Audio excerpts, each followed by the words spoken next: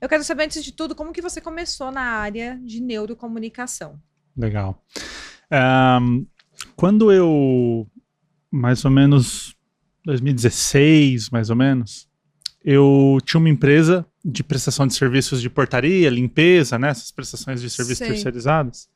E me incomodava muito o fato de pessoas muito incríveis que trabalhavam comigo, quando elas precisavam falar com um cliente, por exemplo, elas pareciam absolutamente ignorantes no assunto. Então tinha lá o cara que você sentava ele numa planilha, ele arrebentava e tal. Aí o cliente falava assim, tô com um problema aqui. Eu falo, já sei. Vou trazer um cara aqui, mano, ele vai subir Que nessa manja mesa tudo. aqui e tal. Cara, porra, atrás, né? Chegava lá o cara, Uma dificuldade de comunicação. E eu falava, cara, como é que eu sei que esse cara é bom, essa menina é incrível, a menina é do RH, sabia a lei de cabeça. Não, isso aqui é essa lei. Aí eu chegava no cliente assim, não conseguia falar, o cliente falava, essa daí é a tua mega profissional.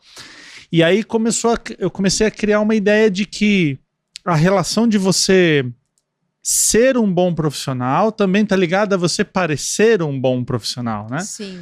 E isso tá ligado com a comunicação. Com certeza. Ou seja, não é o tanto que você sabe, é o tanto que você sabe e que você consegue expressar. Ser um vendedor, né? Exatamente. Da sua especialidade. Exatamente. Vender. Todo dia você tá vendendo a todo tempo a tua imagem, a tua hora de trabalho e tal.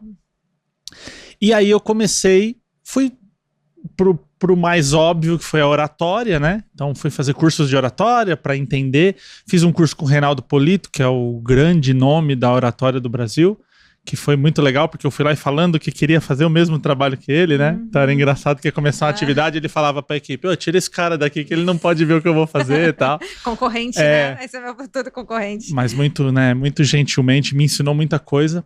Só que alguma coisa me incomodava, que era, assim, cara, não é isso, sabe? Eu tô querendo ver o lado emocional da pessoa. Aquela pessoa que sobe lá pra falar em público, pra se apresentar e desmaia. Nossa. E faz xixi na calça, assim, tem casos graves de pessoas que têm muito medo dessa questão. Dá um nervoso, né, falar em público. Dá, pra todo mundo. Tanto que as pessoas me perguntam, sei lá, já devo ter feito 1000 apresentações na minha vida e toda vez que eu vou lá, dá dor de barriga, dá boca seca, dá palpitação no coração, normal.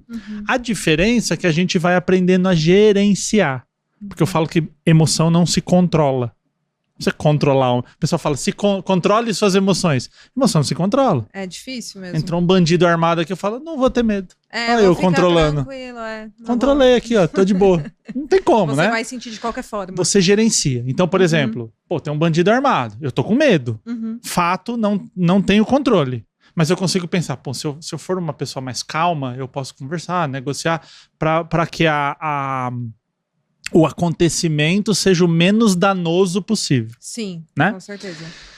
E aí comecei a estudar isso. Comecei a estudar a parte do neuro. Então até então estava estudando a comunicação e comecei a estudar o neuro, né? Por que que o cérebro tem medo de falar em público? Por que né? Por exemplo, você fala assim, a pessoa tem medo de cobra. Continue tendo medo de cobra. É perigoso. É bom você ter medo de cobra, A pessoa tem medo de avião. Pode cair. Tem uma possibilidade. Sim. Agora, medo de falar em público nem sentido faz, né? Porque o que pode acontecer? Nada, né? Sim. Danoso.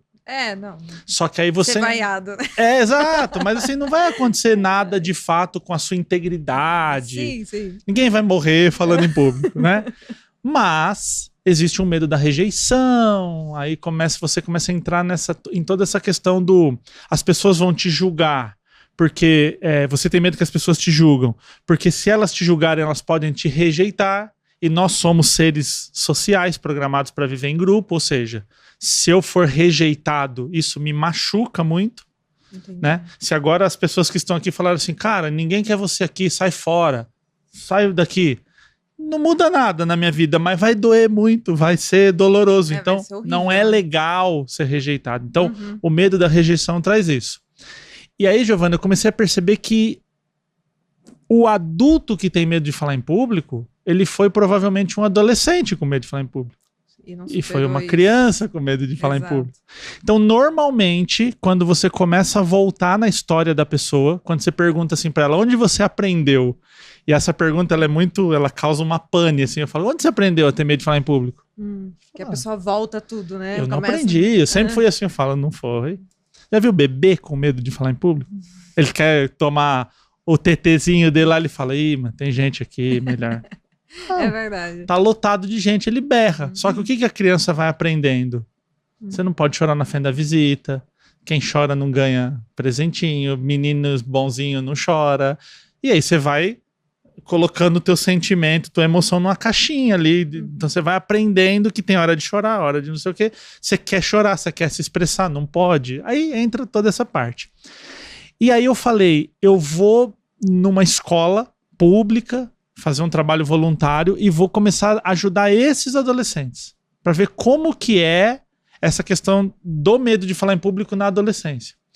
Só que ao entrar no emocional do adolescente, eu comecei a descobrir coisas do mundo adolescente que eu, obviamente, passei, só que a gente esquece, né? Sim. A gente esquece. Fica pra trás. Né? Fala assim, esses moleques de hoje. Fala, nossa, né? É verdade. Quando eu era adolescente, não tem paciência, né? Tudo anjo. Só hoje os moleques fazem arte. É verdade. Tem muito isso, né? Os meninos de hoje em dia. Que horror. E aí eu falo, né? Você só vai saber da minha adolescência aquilo que eu quiser te contar. A minha geração fez o que fez e beleza. Você só vai saber o que eu quiser que você saiba. Hoje tem a diferença da internet, da exposição. Então, por exemplo, quando a gente fala de crimes contra adolescentes, né? A gente acaba caindo numa coisa que, assim, quanto custa para um adolescente ser exposto para milhões de pessoas? Ele não precisa... Quanto custa ser exposto na escola? E você acessa esses lugares pela internet com muita facilidade. Sim. Uma pesquisa muito rápida, você descobre quem é meu tio, quem é meu irmão, quem é meu primo, quem me conhece, onde eu trabalho. Verdade, né? sim. É muito fácil.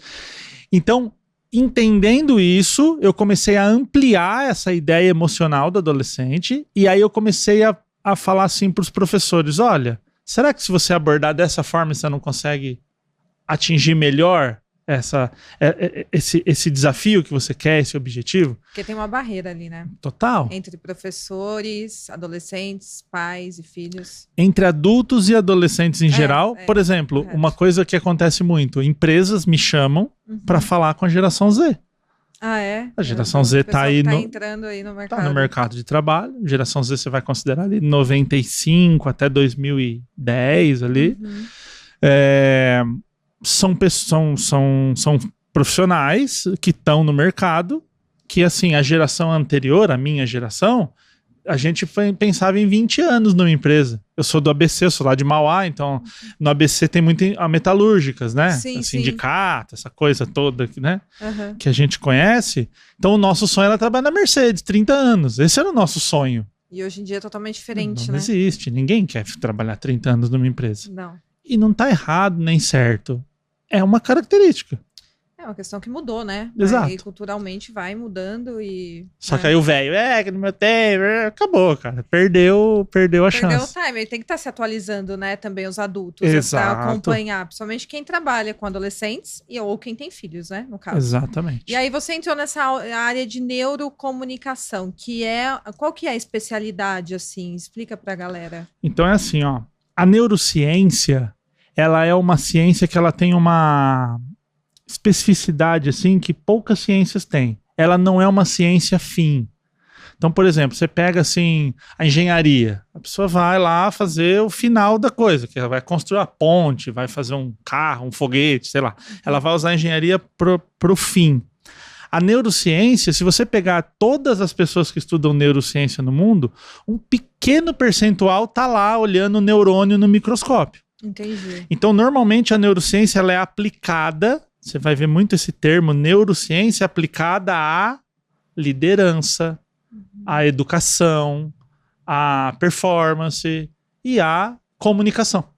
Certo. Então, a minha ideia foi, como é que o cérebro humano age quando, por exemplo, nós estamos nos comunicando aqui e estamos nos comunicando com quem está nos assistindo. Exato. Como é que os nossos cérebros estão se movimentando agora e como é que o cérebro das pessoas que estão nos assistindo estão se movimentando?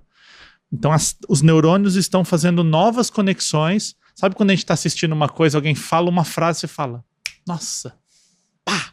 O eureka, né? Faz sentido. Sim. O que é isso? São redes neuronais aqui elas se encostam e você cria uma coisa nova, uma ideia nova.